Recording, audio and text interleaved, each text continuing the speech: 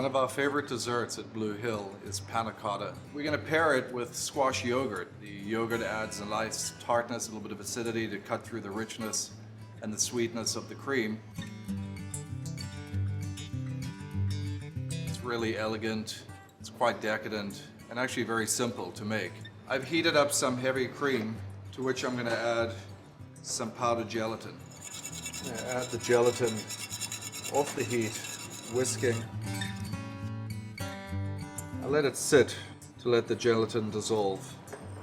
After the gelatin has bloomed and softened after about a minute, I'm actually going to return the pot to the heat and just gently whisk it to dissolve the gelatin for about another minute. Just make sure that all that gelatin has dissolved completely before we add the remaining ingredients. Next, we're going to add the remaining heavy cream, sugar, vanilla, and cinnamon. And just continue whisking until everything is dissolved, the sugar's dissolved. It takes about another 2 to 3 minutes on the heat until everything's dissolved completely before we add the squash yogurt.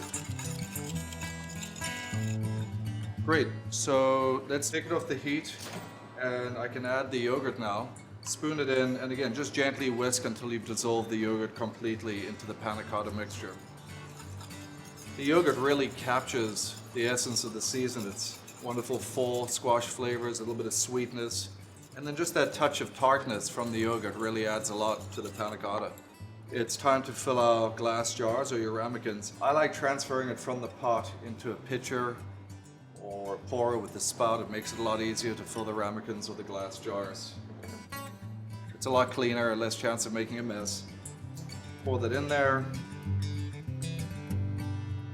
Alright, so I have my glass jars, or again you could use little ramekins.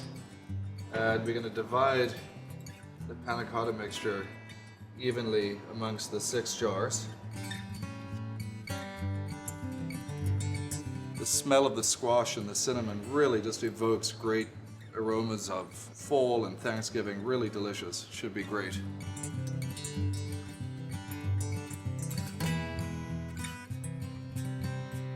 Great, so we finished filling up the 6 jars. At this point, we're ready to put them into the fridge.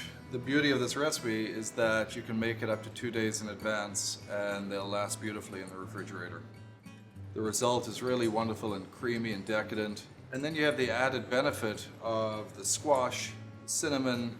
This is really a wonderful, elegant dessert for the fall, for Thanksgiving. Really, it's something you can enjoy the entire year long.